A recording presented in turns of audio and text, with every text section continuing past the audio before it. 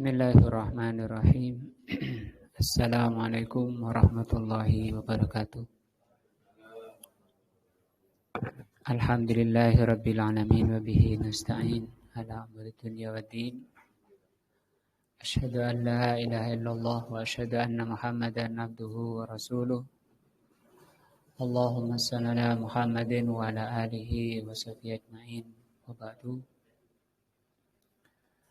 Pelajaran kita malam ini adalah syarah atau penjelasan Asmaul Husna. Di sini Asmaullah Al-Husna, nama-nama Allah yang husna. Pelajaran ini sangat penting dan amat-amat penting sekali.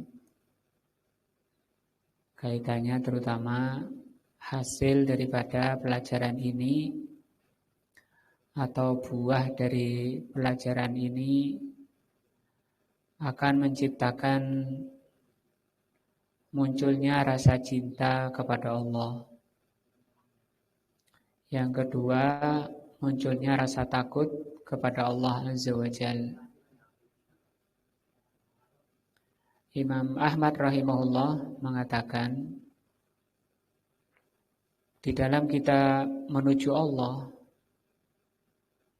itu seperti burung yang harus mempunyai dua sayap. Dan dua sayap itu harus bagus. Dua sayap itu rasa cinta dan rasa takut.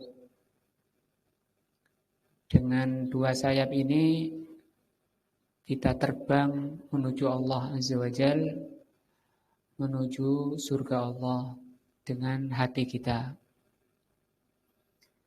Yang dilihat oleh Allah adalah hati kita.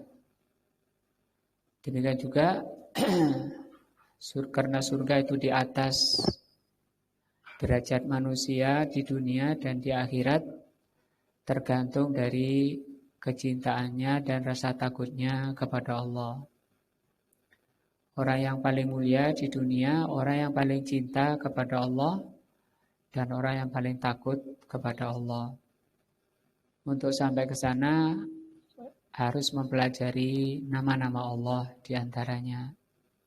Sifat-sifat Allah Azza wa Jalla. Demikian juga rasa cinta dan rasa takut kepada Allah, itu merupakan ruhnya ibadah. Kalau tadi sebagai yang pertama seperti sayap,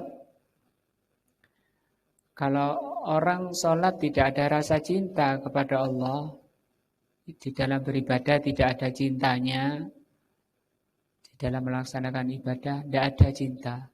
Sholat misalnya enggak cinta, enggak senang. Atau tidak ada rasa takut kepada Allah, tidak cinta kepada Allah, ya seperti burung yang nggak ada apanya, nggak ada sayapnya. Dan itu bahaya, burung nggak ada sayapnya, yang mau nerkam banyak. Setan sana, setan sini. Dan sholatnya jadinya hambar. Badannya saja yang sholat. Hatinya gak karuan kemana-mana. Kenapa? Karena nggak ada rasa cinta. Yang paling sukses melaksanakan ibadah adalah Rasulullah SAW. Beliau mengatakan, waju'ilat qurrata aini fis shalah.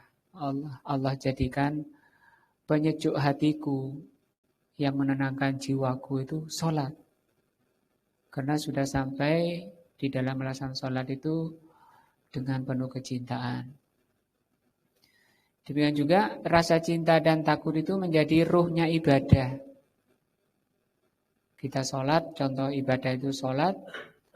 Kalau nggak ada cintanya, nggak ada takutnya, ketika kita sholat, ya sama dengan badan yang tidak ada ruhnya. Berarti sholatnya apa? Mati. Sholatnya mati. Kata orang Jawa, enggak, itu sholatnya percuma, tak bergun. Ya.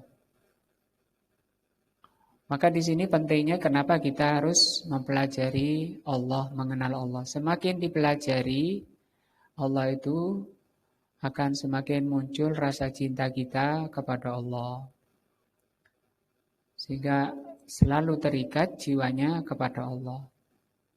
Nah, itu yang dikatakan inna sholati wa nusuki wa mahyaya wa mamati lillah. Karena Allah aku hidup ini karena Allah. Ya apa karena Allah itu? Bagaimana karena Allah? Ya ingin dicintai Allah hidup saya ini. Ingin hidup saya itu diridhoi oleh Allah. Yang bagaimana yang dicintai dan diridhoi oleh Allah? Yang mencocoki ajaran Allah Azza wa Jalla. Sehingga dia sholatnya karena yakin ini perintah Allah, dia jalani. Dan demikian juga seluruh ibadah ada ruhnya atau tidak ada ruhnya tergantung kecintaannya dan rasa takutnya kepada Allah. Dan ibadah itu luas, bukan hanya sholat.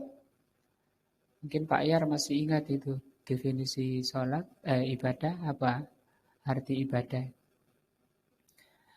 Kalau bahasa Arabnya ismun jami'un likulli ma yuhibbuhullahu wa yarda minal aqwali wal af'ali al-zahirati wal batinati.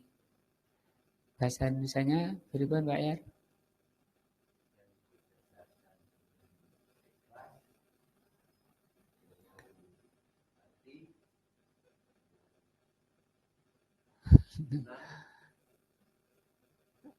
Ibadah adalah nama ya yang mencakup semua yang dicintai dan diridhoi oleh Allah. Pokoknya semua yang dicintai dan diridhoi oleh Allah itu termasuk ibadah. Cuma dicintai dan diridhoi oleh Allah itu kalau apa? Mencocoki ajarannya. Baik perkataan maupun perbuatan, baik yang zahir maupun yang batin. Yang zahir ya sholat, baca Quran. Walaupun cuma kerja, ibu-ibu masak, bersih-bersih rumah, itu ibadah, dapat pahala. Asalkan ikhlas tadi, karena Allah, karena cinta kepada Allah. Dan itu nilai manusia seperti itu. Kalau enggak gitu enggak ada nilainya. Kosong. Nah, itu yang dimaksud tujuan daripada kita mempelajari nama-nama Allah. Munculnya apa tadi? Kenapa kita muncul rasa cinta? Itu karena besarnya rahmat Allah. Karena besarnya belas kasihnya Allah, besarnya karunia Allah pada kita. Dan muncul juga yang kedua rasa takut kepada Allah sebagai sayap kedua. Karena Allah itu maha mengetahui, maha mengawasi, maha menyiksa kalau orang itu tidak taat pada Allah. Maha keras siksanya. Coba misalnya kita lihat contohnya. Di sini Allah itu Al-Awwalu. Ini nama Allah ya. Kalau Allah sendiri artinya yang disembah. Bagaimana menyembah Allah? Sifat menyembah Allah itu dua tadi. Hanya Allah yang disembah dengan penuh cinta dan penuh rasa takut. Al-Awwalu, Allah itu awal, berarti tidak ada yang mengawali. Tidak ada yang lebih awal dari Allah. Nah, maka di sini muncul juga nanti rasa takut. Al-akhir, yang terakhir, Allah itu tidak ada yang lebih akhir dari Allah. Al-zahir, al-zahir ini tidak ada yang lebih jelas dari Allah. Al-batin, tidak ada yang lebih sembunyi dari Allah. Al-ali, Allah itu maha tinggi. Al-a'la, maha tinggi juga, sama tinggi. Ini juga munculnya rasa takut kita. Kemudian Al-Majid. Al-Majid ini yang Maha Derma. Kalau Maha Derma berarti muncul rasa cinta. As-Sami, Allah itu Maha mendengar. Nah, muncul rasa takut kita kepada Allah. Dan muncul juga rasa cinta dari satu nama ini. Karena Allah yang telah memberi kita pendengaran, memberi telinga. Nah, Al-Basir, Allah itu Maha melihat. Ya. Dari Maha melihat ini muncul rasa takut kepada Allah karena tidak ada perbuatan kita yang tidak terlihat. Di tempat yang paling gelap apapun Allah lihat. Dan demikian juga Allah muncul rasa cinta kepada Allah karena Allah telah memberi kita mata. Di samping diberi mata oleh Allah diberi kemampuan melihat. Sehingga bersyukur kepada Allah yang telah memberi mata dan telah memberi kemampuan melihat. Bagaimana mensyukurinya? Ada 3. Pertama, mengakui dengan hati bahwa mata ini karunia Allah, nikmat dari Allah. Yang kedua, mengucapkan alhamdulillah punya mata, bisa melihat. Yang ketiga, apa Pak Yar, Pak Mian? Menggunakan mata itu di dalam perkara yang dicintai dan diridhoi oleh Allah. Kalau tidak itu bahaya. Di dalam surat Fussilat ayat 20 ya. Kita lihat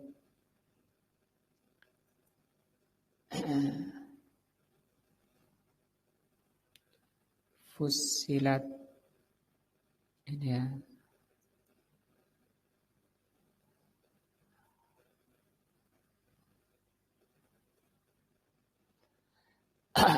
Di ayat 20 artinya kita jangan coba-coba berbohong nanti di hadapan Allah. Tadi menggunakan nikmat Allah. Karena semua kenikmatan itu ditanya. Allah berfirman, "Tsumma latus'alunna yauma idzin 'anin na'im." Nanti sebentar lagi semua kenikmatan itu ditanya. Orang ketika menghadap Allah karena rasa takutnya akan berbohong. Mulutnya berbohong. Maka kata Allah di sini hatta idza ma ja'uha syahida 'alaihim sam'uhum wa absaruhum wa juluduhum bima kanu ya'malun. Gak bisa orang itu lari. Goro di hadapan Allah tidak bisa. Allah di sini mengatakan ketika mereka sampai ke neraka, nah, pendengaran, penglihatan dan kulit mereka menjadi saksi. Nanti ketika dihisab oleh Allah, diperiksa oleh Allah. Nah, yang ngomong malah ini pendengarannya, telinganya berbicara. Matanya berbicara, bukan hanya melihat. Kalau sekarang kan cuma melihat. Bahkan kulitnya berbicara. Nah, waqalu lijuludihim, orangnya mulutnya komplain pada kulitnya. Waqalu lijuludihim, mereka mengatakan pada kulit mereka, lima syahidtum alaina. Kenapa kamu ngaku seperti itu? Kulitnya itu oleh Allah disuruh bicara. Kulit-kulit kita ini menyaksikan bahwa kita berbuat ini dan itu. Terus mau gimana? Bahkan bumi itu nanti akan menyampaikan, ya Allah dulu dia berbuat begini-begini di punggung saya. Ketika Allah mengatakan di surat Az-Zalzalah itu, idza zulzilatil ardu zilzalaha wa akhrajatil ardu athqalaha wa qala al-insanu ma laha. Terus yauma idzin tuhadditsu akhbaraha. Pada hari itu bumi menyampaikan beritanya. Pak Mian dulu di punggung saya berbuat gini gitu. Bayar berbuat gini gitu dan seterusnya. Ngomong buminya. Kalau di sini mereka berkata kepada kulit mereka, komplain pada kulitnya, mengapa kamu menjadi saksi terhadap kami?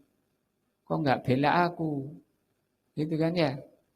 Kok nggak bela saya? Kulit mereka menjawab, Allah yang menjadikan segala sesuatu dapat berbicara. Telah menjadikan kami dapat berbicara. Nah, jadi di ayat ini agar setiap kita itu apa? Waspada. Ya kita mungkin bisa sembunyi dari manusia, tapi dari diri kita sendiri, dari bumi Allah, sampai ada yang mengatakan, ya ada tanya kepada syekhnya, ya syekh, saya ingin berbuat maksiat. Oh silakan, tapi cari tempat yang kiranya Allah tidak tahu. Di mana ada? Buminya Allah saja suruh jadi saksi. Atau di surat Yasin, ya. Ayat berapa itu? Al-yawma nakhtimu ala afwahim wa tukallimuna aydihim wa tashhadu arjuluhum bima kanu yaksibun. Ya. Yasin.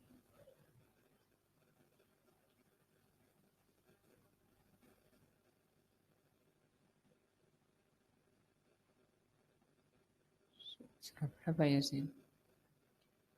3?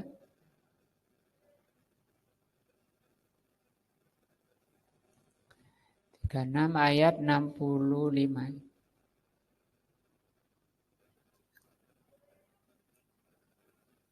Agar kita namanya mawas diri. Pak RT, mawas diri. Mawas diri itu tadi merasa diawasi oleh Allah Azza wa Jalla, namanya muraqabah. Merasa diawasi oleh Allah karena Allah tadi Maha melihat. Tidak ada yang bisa tersembunyi dari pandangan Allah. Allah Maha mendengar, tidak ada yang sembunyi dari Allah Azza wa Jalla. Apapun yang kita bicarakan, bahkan Allah tahu sebelum kita bicara. Ayat 65, Allah berfirman, Al-yawma, nah pada hari ini, nakhtimu ala afwahim, kami tutup mulut-mulut mereka. Wa tukallimuna aydihim, kami jadikan bicara tangan-tangan mereka. Ya kalau sekarang yang bicara mulutnya saja, sebentar lagi tangannya akan berbicara. Wa tashhadu arjuluhum, dan kaki-kaki mereka menyaksikan saya diajak ke sana, diajak ke sini, diajak berbuat ini dan itu. Bima kanu yaksibun, atas apa yang mereka perbuat. Nah, jadi ini buah daripada mempelajari nama-nama Allah, munculnya kewaspadaan setiap diri kita, muncul rasa takut dan cinta. Tapi ketika kita membahas nama Allah nanti Ar-Rahim, nah kalau Ar-Raqib ini tadi yang maha mengawasi, kemudian At-Tawwab, Allah yang maha menerima taubat, nah Al-Wahhab, Allah yang maha mengaruniai, Rabbana hablana min aswajina, Allah maha mengaruniai, maka kita minta kepada Allah. Ini muncul rasa apa? Cinta kepada Allah. Al-Akram, Al-Karim, Ar-Rahman, Ar-Rahim. Ar-Rahman maha mengasihi, Ar-Rahim maha pengasih, Al-Karim maha derma, maha mulia, Al-Akram maha memuliakan, Ar-Rauf maha penyayang. Muncul rasa apa? Cinta kepada Allah. Itu dua sayap ini enggak boleh, kata Imam Ahmad, salah satunya gak imbang. Dari itu kita harus semangat mengetahui, mempelajari nama Allah. Pak Mian kayaknya sudah nulis ini harokatnya ya. Monggo Pak Mian mau dibaca?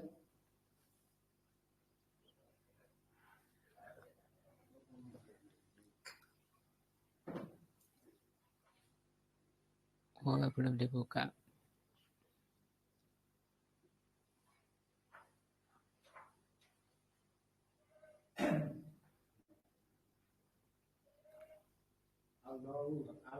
awwalu al-akhiru al-zahiru al-batini al-aliyu al-a'la al-muta'ali al-azimu al-majidu al-kabiru al-sami'u al-basiru al-alimu al-khodiru al-hamidu al-azizu al-qadiru al-qadiru. Ya, sama al-qadiru. Al-qadiru al-muqtadir al-muqtadir al-qawiyyu al-qawiyyu matinu al-matinu al-ghaniyyu al-hakimu al-halimu halimu al-halimu wu al-afwu al-ghafuru al-ghafaru at-tawwabu ar-rafidu asy-syahidu al-aqibu al-latifu al-qawiyu al-wajidu asy-syafiru asy-syakuru asy-sayyidu as-somadu Mas Ujar mungkin al-qahiru al-qaharu al-jabaru al-hasibu al-hadiyu al-hadiyu al-hadiyu al-hakamu al-qudusu as-salamu al-abiru al-birru al-biru al-wahadu ar-rahmanu ar-rahimu al-karimu al-akramu ar-ra'ufu al-fattahu ar-raziku ar-rajahu al-hayyu al-qayyumu nurus samawati wal ardh ar-rabbu al-maliku al-maliku al-maliku malikul mulki al-wahidu al-ahadu al-mukabbaru al-mutakabbiru al-mutakabbaru bi al-mutakabbiru al-khaliqu al-khalaqu al-bari al-qawaru al-musawwiru al-musawwiru al-mu'minu al-muhaiminu al-mujibu. Terus masjar al-muqitu al-wakilu Zul jalali wal ikram jami'un nasi badius di al-wasi'u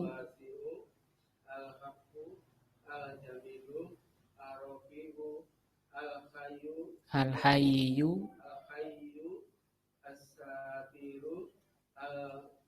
ilahu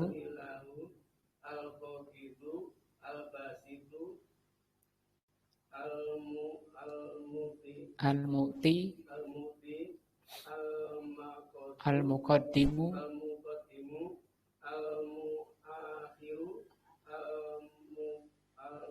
al-mubinu mannanu al-mannanu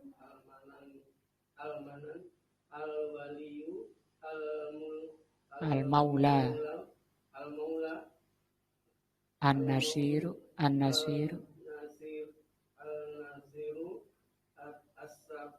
ya asy-syafi. Kita masih di muqaddimah. Nanti nama Allah itu kita pelajari satu-satu maknanya dan tafsirnya. Karena itu semua dari ayat dari Al-Quran bisa dipelajari tafsirnya. Masih di muqaddimah tentang perkara-perkara yang dapat menguatkan iman. Yang terakhir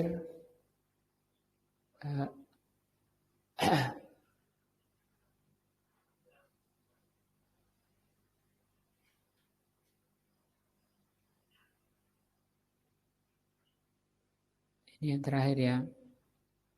Yang terakhir kemarin min a'zami muqawwiyatil iman al-ijtihad fil ihsan fi ibadatillah.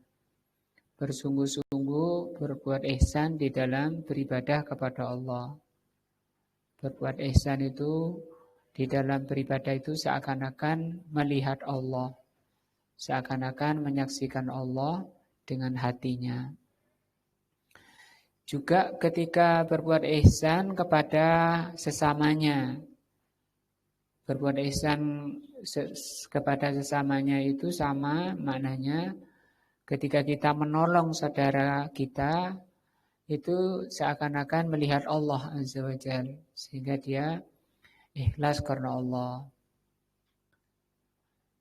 Fayajtahidul abdu fi ibadatillah, maka hendaknya setiap hamba bersungguh-sungguh di dalam beribadah kepada Allah ka'annahu yusahidu, seakan-akan menyaksikan.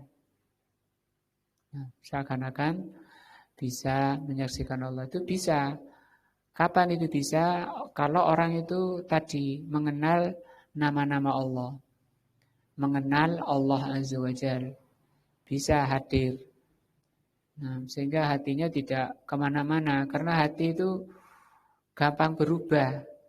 Rasulullah bersabda, hati itu seperti bulu ayam yang berada di padang Sahara kayak gitu. Maksudnya ketika kena angin paling kecil saja itu sudah berubah. Yang di atas ke bawah, yang bawah ke atas. Malak-malik ke timur, ke barat. Ikuti gerakan angin. Demikian juga kita, ketika kita sholat contohnya. Contohnya ketika sholat. Ya, awal mungkin Allahu Akbar masih bersama Allah, ya. Tapi sebentar setelah baca doa iftitah sudah hilang, mungkin ada motor lewat. Jadi koyo anu iki mio koyo. Kok ngono mio. Duduk vario piro ya vario. Dawa panjang guys. Keliling kemana-mana. Itu ya hati kayak gitu. Atau di hadis lain Rasulullah menggambarkan hati itu kayak air yang mendidih. Namanya air mendidih itu ya sama, yang atas ke bawah, yang bawah ke atas, tidak ada diemnya. Hati itu seperti itu. Maka di samping kita mengenal Allah, itu dalam rangka itu, supaya hati itu nggak gampang kemana-mana. Maksudnya diem di satu tempat hati itu. Bahwa dia sedang sholat. Itu kan susah kita diem, hati diem, kita sholat. Berat, karena sifat hati itu seperti itu. Maka di samping kita menguatkan hati dengan mempelajari nama-nama Allah, mempelajari ayat-ayat Allah, juga kita diajarkan doanya oleh Rasul SAW.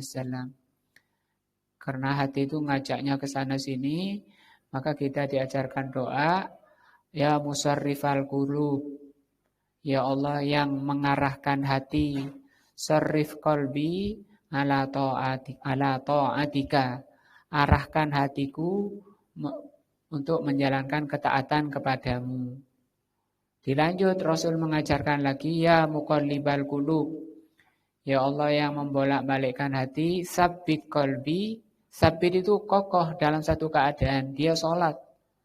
Kalau bisa sholat dari awal sampai akhir itu bersama sholatnya, hadir di hadapan Allah, seperti melihat Allah, maka itu betapa tenangnya hidupnya. Sehingga dia tidak ingin putus dari sholat, tidak ingin berhenti dari sholatnya. Kalau kita kan inginnya segera selesai sholat itu, ya.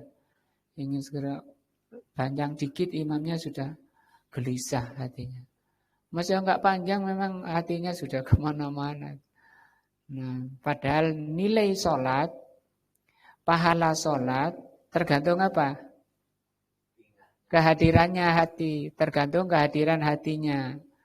Tergantung menyatunya badan dan hatinya. Jadi pelajaran ini upaya untuk ke sana. Nah, fayajtahidu fil amal, maka bersungguh-sungguh di dalam beramal seakan-akan melihat Allah, Wala yazalul abdu yujahidu nafsahu. Dan hendaknya supaya amalnya itu bisa bersama amalannya ikhlas karena Allah, hendaknya seorang hamba selalu memerangi nafsunya. Karena di dalam dirinya ada nafsu. Nafsu itu, jeleknya nafsu itu, kata Allah, ammaratun bisu. Innan nafsa la ammaratun bisu. Nafsu itu selalu nyuruh kepada kejelekan. Arti nafsu sendiri itu penghalang. Nafsu itu penghalang perjalanan manusia menuju Allah Azza wa Jalla. Nah, maka tidak ada perang yang lebih, jihad yang lebih besar daripada melawan nafsu, melawan hawa nafsunya. Hawa nafsunya di mana? Ya ada pada setiap kita. Dan artinya kita kalau sudah mampu menguasai, mengalahkan nafsunya, maka orangnya itu tenang. Tenang, sampai dipanggil oleh Allah ketika akhir hayatnya, ya ayyatuhan nafsul mutmainnah, wahai nafsu yang sudah tenang. Irji'i ukhruji, ya, keluarlah ila rabbiki radiyatan mardiyah, menuju Rabbmu, penciptamu, dalam keadaan kamu diridhoi. Itu kalau hati sudah tenang. Lah kita ngaji seperti ini untuk menguatkan iman, supaya kita bisa menguasai hati, menguasai nafsu, supaya nafsunya menjadi apa tadi? Mutmainnah. Apa itu mutmainnah? Tenang, hati yang tenang. Jadi kita, perjuangan kita melawan siapa? Yang paling pertama melawan nafsunya. Belum lagi syaitan.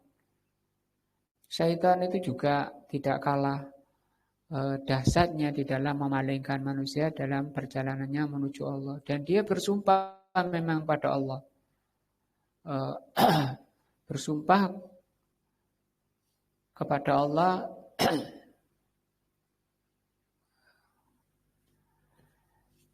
Fabi'izzatika, kata iblis, demi kemuliaanmu ya Allah, la'ughwiyannahum ajmain. Keturunan Adam itu akan saya sesatkan semuanya. Wala'aqudannaka, dan saya akan duduki siratal mustaqim, jalanmu, setiap jalanmu yang lurus. Setiap jalan menuju Allah akan diduduki oleh iblis. Yang tidak diduduki itu jalan-jalan nyimpang itu, enggak, karena iblis enggak bodoh ya. Nah, tapi jalan-jalan yang coba dilihat itu surat apa? Ali Imran mungkin 15 ya. Hatta yuqawi imanuhu, sampai menguat imannya,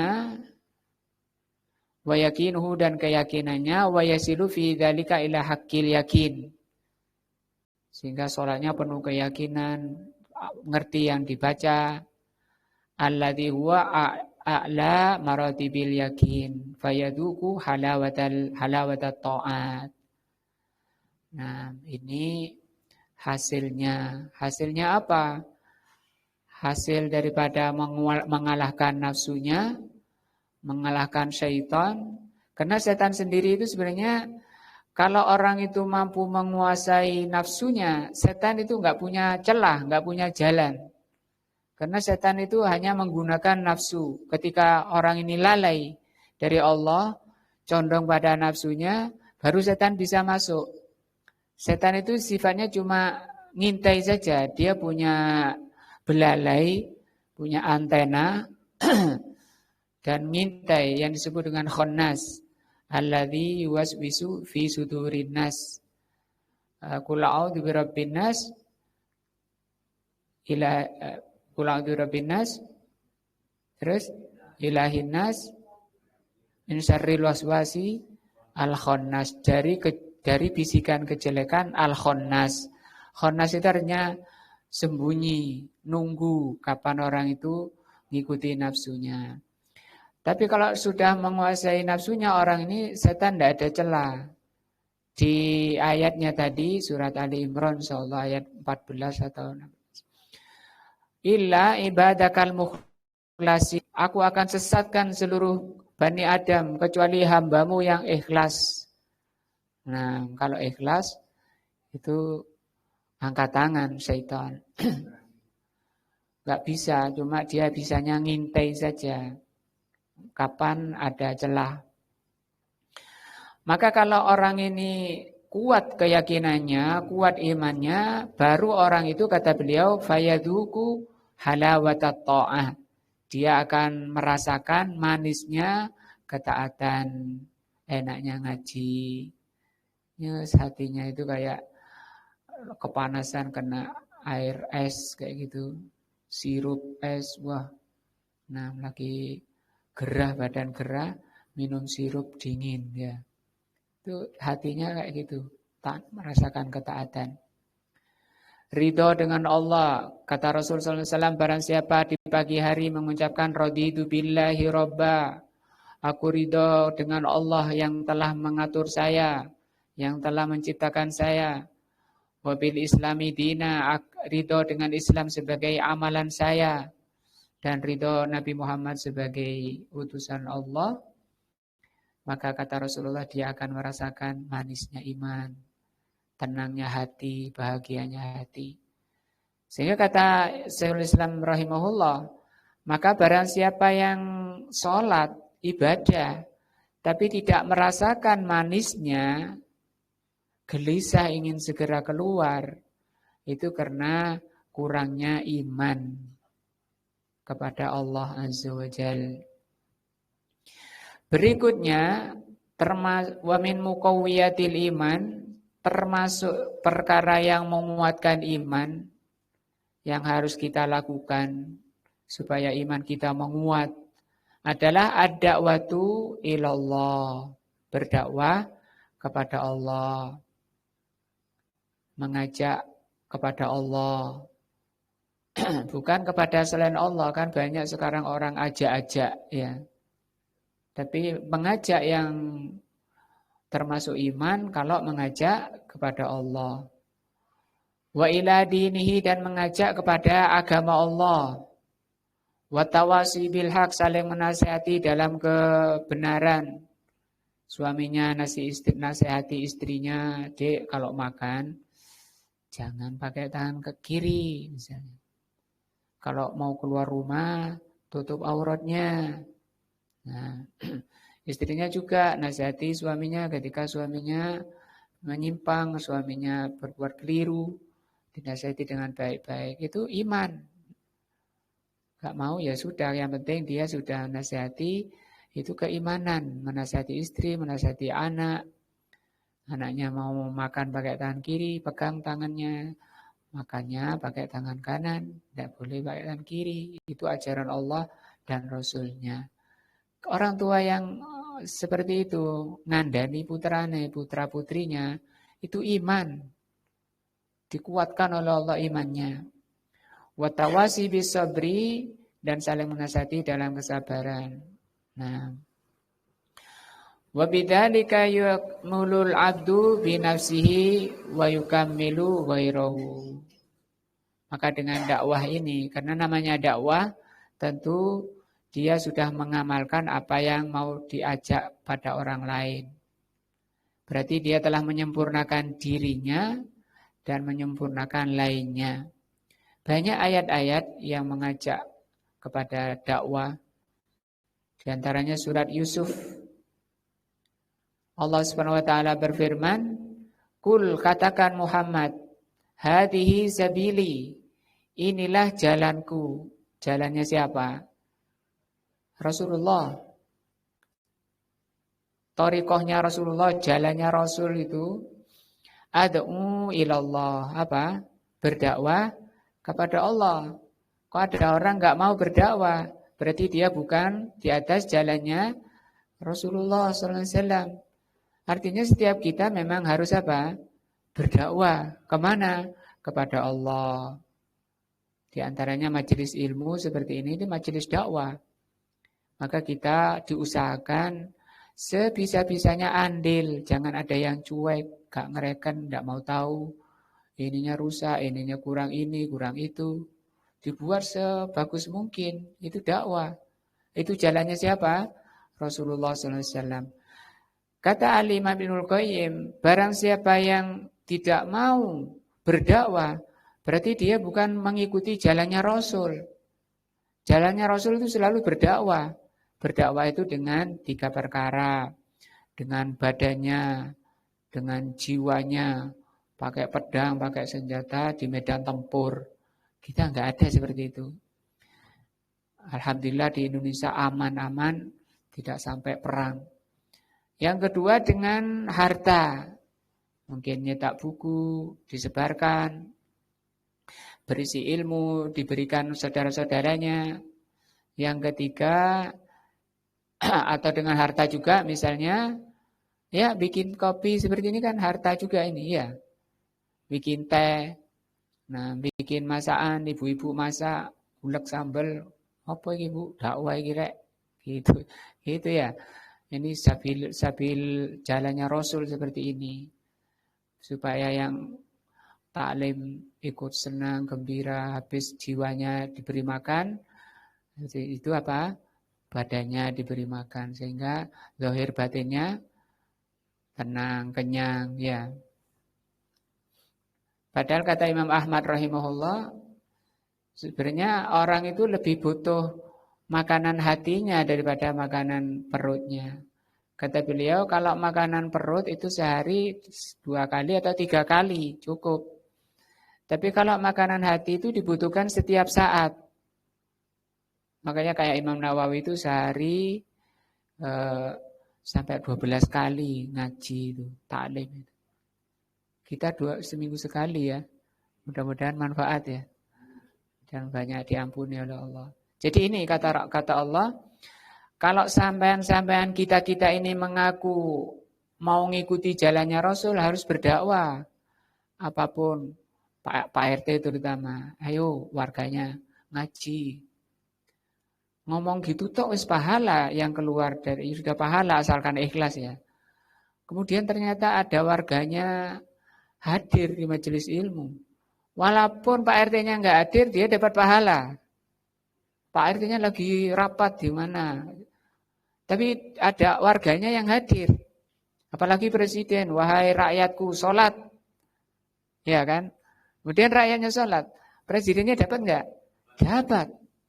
Dahsyatnya betapa besarnya ucapan pemerintah tadi, mulai Pak RT sampai Presiden, ketika mengajak pada kebaikan. Dia akan mendapat pahala sebanyak orang yang mengikutinya. Dan sebaliknya, ayo rakyatku mabuk. Waduh, ya mabuk kabeh. Dosa sebanyak orang yang mabuk. Tapi boleh nggak diikuti? Nggak boleh, karena Rasul mengatakan fil ma'ruf, ketaatan itu dalam kebaikan. Jadi ini pertama, Allah memerintahkan Rasulullah menyampaikan kepada umatnya bahwa jalan beliau itu berdakwah kepada Allah.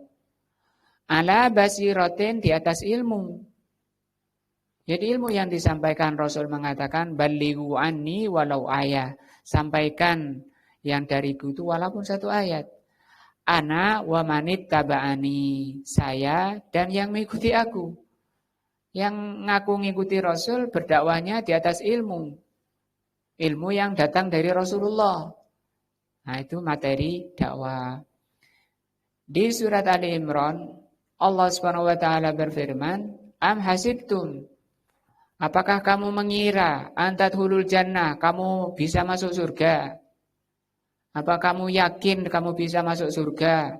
Walamma ya'lamillahu alladhina jahadu minkum. Padahal Allah belum tahu orang-orang yang berjihad di antara kalian, orang yang berjuang di antara kalian. Wa ya'lamas sabirin, dan Allah belum tahu mana di antara kalian yang bersabar. Karena dakwah butuh kesabaran. Ya, masang kabel, noto meja, noto ini, ada yang buatkan kopi, jalan bagus, rapi, semua ikhlas karena Allah, berlomba ingin pahala dari Allah sebanyak-banyaknya.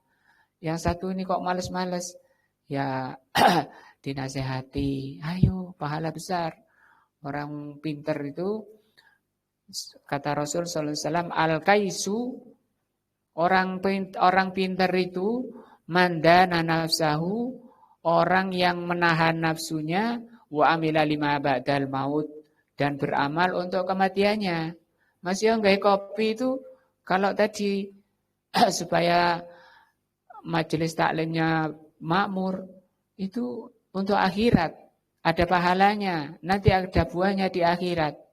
Wa amila lima ba'dal maut, dan beramal untuk kematiannya. Pak RT hari Rabu pagi keliling, kok ono ngaji, maca ayat, maca hadis, ben gak kering hatinya, ben gak kering jiwanya. Sama dengan orang nyirami sawahnya, nyirami ladangnya, itu sama. Soal hadir nggak hadir urusan, ya. Yang penting dia sudah menyampaikan, karena yang namanya pemerintah mulai RT sampai presiden bukan hanya ngurus badannya, bukan hanya ngurus kemakmuran dunianya, bukan hanya ngurus kemakmuran rumahnya, kampungnya, tapi juga mengurus kejayaan hatinya, keselamatan hatinya. Nanti ditanya oleh Allah. Rasulullah bersabda, kullukum ra'in. Masing-masing kalian pemimpin, wa mas'ulun an ra'iyatihi, akan ditanya atas kepemimpinannya. Maka butuh kesabaran. Woi, ku tak kandhani kok gak mudeng-mudeng, gak hadir-hadir. Tidak apa-apa, kalau ikhlas pahala besar. Bahkan pahala terbesar, Pak RT ya. Kata Rasul sallallahu alaihi wasallam, "Dzarwatu sanamil Islam al-jihadu fi sabilillah." Puncak tertingginya pahala Islam itu adalah berdakwah di jalan Allah, berjihad di jalan Allah. Walaupun naik keliling muter-muter di kampung, wahai salat. Kalau di Arab itu sampai ada yang bagian ngabsen. Siapa saya nggak hadir hari ini? Di masjidnya ditunggu, sama takmirnya ditunggu. Pak RT yang keliling, Pak takmirnya yang nunggu. Saya nggak hadir siapa? Oh ini, nggak hadir kena hukum. Apa hukumannya? Beli ini, beli itu. Di sini bisa gitu. Di absen. Langsung boyongan mungkin nggak tinggal di sini ya. Ya nggak apa-apa, nanti kalau semua RT ngabsen, nggak ada tempat dia. Mesti kumpul sama jelek-jelek, sama orang jelek yang nggak sholat. Kalau RT yang nggak sholat misalnya. Nah, artinya kata Allah, jangan kamu yakini kamu bisa masuk surga kalau belum berjihad dan bersabar. Di surat Shaf, ini Pak Ahmad sampai apa ini? Allah Subhanahu wa taala berfirman, "Ya ayyuhalladzina amanu, wahai orang-orang yang beriman, hal adullukum ala tijaratin tunjikum min adzabin alim." Maukah aku tunjukkan kalian pada perdagangan yang menyelamatkan dari neraka yang pedih? Kalau tadi mau masuk surga harus jihad. Nah, ini supaya selamat dari neraka, karena manusia cuma dua kemungkinannya, masuk surga atau neraka. Kalau ingin masuk surga, tidak ingin masuk neraka, apa kata Allah? Tu'minuna billah, beriman kepada Allah, kenalilah Allah, pelajari Allah, wa rasulihi, iman kepada rasulnya. Terus apa? Wa tujahiduna fi sabilillah, berjihad di jalan Allah. Bi amwalikum, dengan hartanya, pakai kopi, pakai teh, pakai jajan, pakai pisang, apa yang ada. Oh, di rumah ada pisang, buat jihad di jalan Allah. Nah, wa anfusikum, dan dirinya dibawa sendiri. Enggak bisa, karena itu titip. Dzalika khairun lakum in kuntum ta'lamun. Itu terbaik bagi kamu jika kamu mengetahuinya. Nah, ini ayat-ayat yang di sebagian ayat-ayat bahwa jihad itu dapat menguatkan iman. Nah, Untuk bisa ke sana kita butuh pertolongan dari Allah, butuh taufik dari Allah Azza wa Jal dan rahmah dari Allah Azza wa Jal. Maka kita telah mengetahui diri-diri kita semuanya. Hendaknya dipakai diri kita, harta kita, tenaga kita mencapai pahala terbesar, pahala tertinggi. Apa itu? Berdakwah. Ada harta, lama sedikit, saya cuma punya kopi setengah kilo, gak apa-apa, baik bawa sini. Atau punya seperempat, gak apa-apa. Satu saya cuma punya berambang bawang, gak apa-apa. Berapa berambangnya? 1 siung, separuh siung bawaan, gak apa-apa. Jangan dilihat dari kecilnya, ada kalanya pahala amalan itu kecil, tapi bisa besar di sisi Allah. Ada kalanya amalan itu besar, tapi bisa jadi kecil di sisi Allah Azza wa Jal. Tergantung keikhlasannya. Rasulullah bersabda apa? Innamal a'malu binniyat. Nah, maka tadi butuh kesabaran sehingga kita berupaya mencapai pahala yang terbesar dari apa yang Allah karuniakan kepada kita. Rasulullah bersabda, "Fattaqunar, takutlah kalian, lindungi diri kalian dari api, walau bisik kitamrin." Walaupun hanya dengan separuh biji kurma. Kita diberi 1 saja, mungkin tidak mau. Diapakan biji kurma? Ya lek kurmana ya. Nah ini bijinya. Tapi itu masih bisa, kata Rasul, untuk disedekahkan. Nah, wallahualam dibuat apa ya? Pak Ahmad bingung juga, buat apa biji kurma. Nah, kalau kopi digoreng ya. Jadi apa yang ada bisa kita sedekahkan untuk terlaksananya dakwah, majelis ilmu. Mudah-mudahan Allah menerimanya apa yang telah dikorbankan oleh kita semua, ibu-ibu, tenaganya. Mudah-mudahan ikhlas karena Allah. Mohon kesabaran dan juga diridhoi oleh Allah Azza wa Jal dan dimaafkan serta Allah menghapus segala salah dan dosa kita sehingga kita semuanya dimasukkan ke surga Allah. Tidak ada yang berhenti walaupun sekejap di neraka Allah Azza wa Jal. Demikian pelajaran kita malam ini. Masalah dakwah ya. Perkara yang menguatkan iman adalah masalah berdakwah. Subhanakallahumma bihamdika asyhadu an la ilaha illa anta astaghfiruka wa atubu ilaika. Wassalamualaikum warahmatullahi wabarakatuh.